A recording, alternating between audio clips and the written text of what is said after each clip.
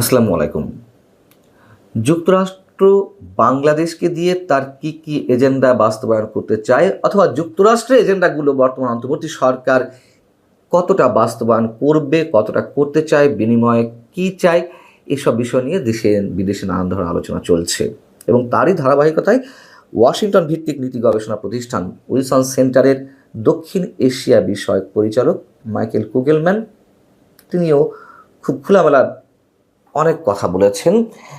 গত 2 দিন আগে ওয়াশিংটন ভিত্তিকই আর এক আন্তর্জাতিক রাজনীতি এবং কূটনীতি বিষয়ক সাময়িকী ফরেন পলিসির একটি সংবাদ সম্মেলনে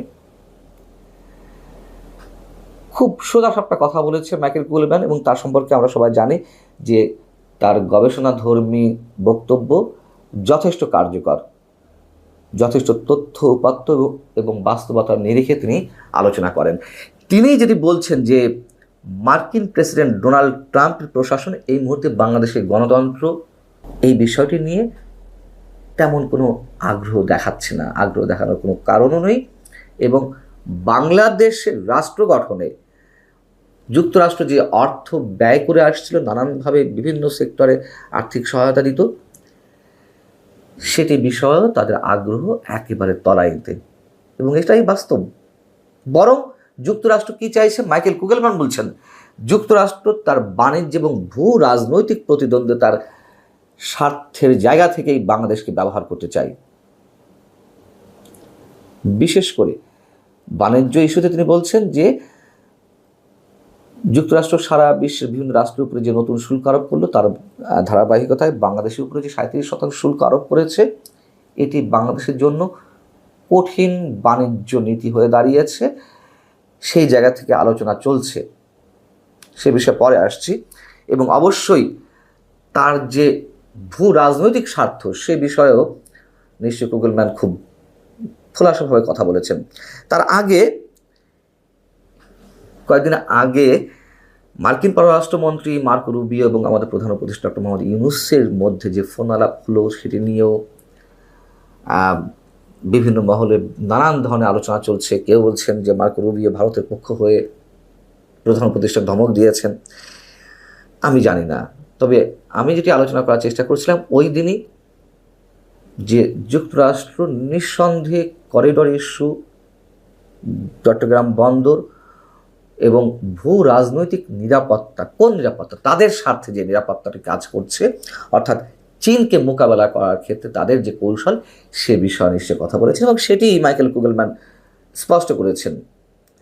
মানুষের সন্দেহ ওই দিন কেন তৈরি হয়েছিল যে মার্কো রুবিও কী কথা বললেন, যারা বলছেন ধমক দিয়েছেন, এটিও তাদের মনে করার কোনো কোনো ক্ষেত্রে যুক্তি থাকতে পারে। তার কারণ প্রধান উপদেষ্টা প্রেস উইং থেকে তো কোনো কিছু স্পষ্ট করা হয়নি, যেখানে মার্কিন স্টেট ডিপার্টমেন্টের ওয়েবসাইটে তুলে ধরা হলো যে কী বিষয় আলোচনা হয়েছে, এবং সেখানে স্পষ্ট যে আঞ্চলিক নিরাপত্তা, ভূ রাজনৈতিক নানান বিষয় এবং অর্থনৈতিক বিভিন্ন দিক নিয়ে আলোচনা হয়েছে। সেটিকে কেন্দ্র করে মাইকেল কুগেলম্যান বলছেন উভয় দেশের পক্ষ থেকে ওই ফোন আলাপের যে বিবরণ প্রকাশ করা হয়েছে, তাতে স্পষ্ট হয়েছে যে ওয়াশিংটনের কাছে এখন ঢাকার সঙ্গে সম্পর্কের গুরুত্ব বাণিজ্য ও আঞ্চলিক বৃহত্তর শক্তিগুলোর সঙ্গে পাল্লা দেওয়ার ক্ষেত্রে, প্রতিযোগিতার ক্ষেত্রে, এবং এটাই স্পষ্ট, কোনো ধরনের ভুল নেই। আঞ্চলিক বৃহত্তর শক্তিগুলোর সঙ্গে পাল্লা দেওয়া বলতে ইন্দো প্যাসিফিক অঞ্চলের যে নিরাপত্তা, তার দৃষ্টিতে সেটিকে সুসংহত করা, আর সেটি করতে গেলে চীনকে প্রতিহত করতে হবে, চীনকে মোকাবেলা করতে হবে এই অঞ্চলে তার শক্তিমত্তা প্রদর্শনের বিষয়টি। মাইকেল কুগেলম্যান আরও একটি খুব গুরুত্বপূর্ণ বিষয়ে কথা বলেছেন, সেটি হচ্ছে বাংলাদেশ এ যাবৎ জোট নিরপেক্ষ পররাষ্ট্র নীতিতে জোর দিয়ে আসছিল, সেটাই তাদের নীতি, এবং সেই নীতিতে তারা অটল ছিল। এখন পারবে কিনা সেই সম্পর্কে তিনি সন্দেহ প্রকাশ করেছেন, এবং সেটি করার যথেষ্ট কারণ আছে। তখন এটা এখন ওপেন সিক্রেট যে মার্কিন এজেন্ডা বাস্তবায়নে ডক্টর মোহাম্মদ ইউনূস কোনো কোনো ক্ষেত্রে কাজ করছেন। অনেকেই তো অভিযোগ করছেন, তার মধ্যে করিডোর ইস্যু, তার মধ্যে বন্দর ইস্যু, তারপর আরও নানান ধরনের এজেন্ডা আছে, এবং এর মুখগুলোর মধ্য দিয়ে যুক্তরাষ্ট্রের এজেন্ডা বাস্তবায়নের সবচেয়ে বড় যেটি চীনকে মোকাবেলা। এখন চীনকে মোকাবেলা করার ক্ষেত্রে আরাকান আর্মিকে অস্ত্র দিতে চাই, এই তো যুক্তরাষ্ট্র, যেটি আলোচনায় এসেছে করিডোর দেওয়ার নামে, এবং আমাদেরকে বোঝানো হচ্ছিল যে রোহিঙ্গা প্রত্যাবাসন সহজ হবে। কিন্তু আরাকান আর্মির বিরুদ্ধে যুদ্ধে অধিক সংখ্যক বেসরকারি সদস্য চীন মিয়ানমারে পাঠাচ্ছে, এ খবরও আমরা জানি। সেই জায়গা থেকে বাংলাদেশ নিশ্চয়ই জোট নিরপেক্ষ নীতিতে অটল থাকতে পারছে না। ভারতের সঙ্গে সম্পর্ক তলানিতে গিয়ে পৌঁছেছেই, এবং এর সঙ্গে রাশিয়া নিশ্চয়ই যোগ দেবে। বাইডেনের যে প্রতিশ্রুতি ছিল সে বিষয়ে মাইকেল কুগলেমান বলছেন যে বাংলাদেশের গণতান্ত্রিক উত্তরণের ক্ষেত্রে বা গণতন্ত্র পুনর্গঠন সংস্কার ইস্যুতে বাইডেনের বেশ কিছু প্রতিশ্রুতি ছিল, এবং ডক্টর মোহাম্মদ ইউনূস যুক্তরাষ্ট্রের ডেমোক্রেট দলের সঙ্গে সম্পর্ক তার খুবই ভালো।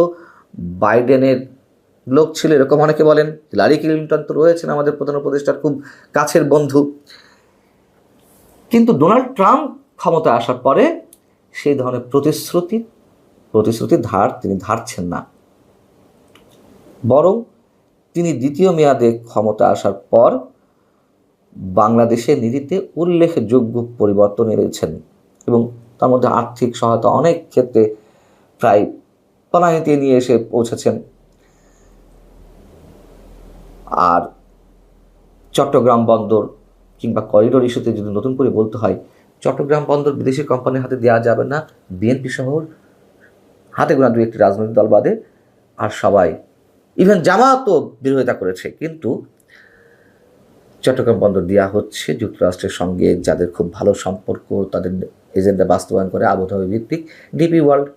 কিন্তু সন্দেহের যে জায়গাটি তৈরি হয়েছে, ডিপি ওয়ার্ল্ডকে দেওয়া হবে এটি কনফার্ম মানে তারা দিতে চাই, স্ট্রং পজিশন রয়েছে, নীতিতে অটল রয়েছে ডক্টর মোহাম্মদ ইউনূস সরকার। কিন্তু সাইফ পাওয়ার টেক লিমিটেডের সঙ্গে চট্টগ্রাম বন্দর পরিচালনার চুক্তি শেষ হয়ে গেছে। এই সোমবার থেকেই সম্ভবত বাংলাদেশের নৌবাহিনী নতুন করে এই বন্দর পরিচালনার দায়িত্ব পাচ্ছে। তবে কতদিনের জন্য? 6 মাসের জন্য। কথা হচ্ছে কেন 6 মাসের জন্য নৌবাহিনীকে অন্তর্ভুক্ত করতে হলো? ডিপি ওয়ার্ল্ডকে ছেড়ে দিত। আমরা জানি ডিপি ওয়ার্ল্ডের 37 জন কর্মকর্তা, এর মধ্যে আবার অধিকাংশ ভারতীয়, তারা আরও 15-20 দিন আগে বাংলাদেশে চলে এসেছে, চট্টগ্রাম বন্দরে প্রবেশ করেছেন, তারা খবরদারি করছেন, তারা তাদের নিজেদের মতন করে কোথায় বসবেন, কোথায় কাজ করবেন, রুম কক্ষ এগুলো বুঝে নিয়েছেন। শ্রমিকদের উপরেও তারা নানান ধরনের খবরদারি করছেন। কিন্তু তাহলে কেন নৌবাহিনীকে জড়ানো হলো? খুবই রহস্যজনক একটি বিষয়।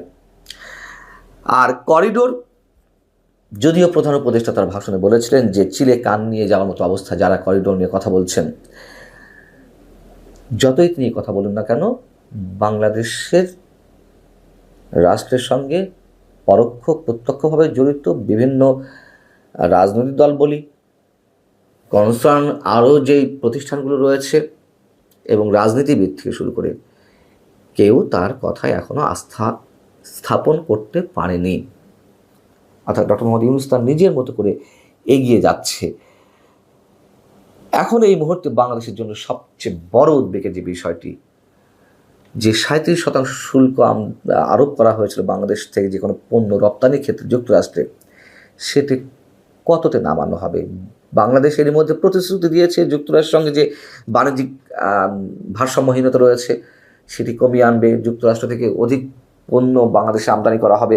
যুক্তরাষ্ট্র এমনকি এই কথাও বলা হয়েছিল বাংলাদেশের অন্তর্বর্তী সরকারের পক্ষ থেকে, যুক্তরাষ্ট্রের স্বার্থের জন্য যা যা করা যায়, আমি এই নিয়ে একটি কন্টেন্ট করেছিলাম যে কী ধরনের ল্যাঙ্গুয়েজ এটা। বলা যেতে পারত যে আমরা উভয়ের স্বার্থ রক্ষায় একসাথে কাজ করে যেতে চাই, সেটি না বলে এ ধরনের ল্যাঙ্গুয়েজ ব্যবহার করেছিল। যাই হোক, এখন আলোচনা চলছে, চূড়ান্ত সিদ্ধান্ত বোধহয় 2-1 দিনের মধ্যে আসবে। সেটি এখন বাংলাদেশের জন্য অনেক বড় চ্যালেঞ্জ। বাংলাদেশের জন্য কি চ্যালেঞ্জ নয় সেদিকে যুক্তরাষ্ট্র তাকানোর সময় নেই। যুক্তরাষ্ট্র তার এজেন্ডা বাস্তবায়ন করবে এবং এই সরকার সম্ভবত সেই পথেই হেঁটে চলেছে, এটি অনেকখানি স্পষ্ট আমাদের কাছে। সেই দিক থেকে মাইকেল কুগলেম্যানের যে ব্যাখ্যা, যে বিশ্লেষণ, তার সাথে আমাদের বিশ্লেষণে কোনো পার্থক্য নেই। ভালো থাকুন সবাই।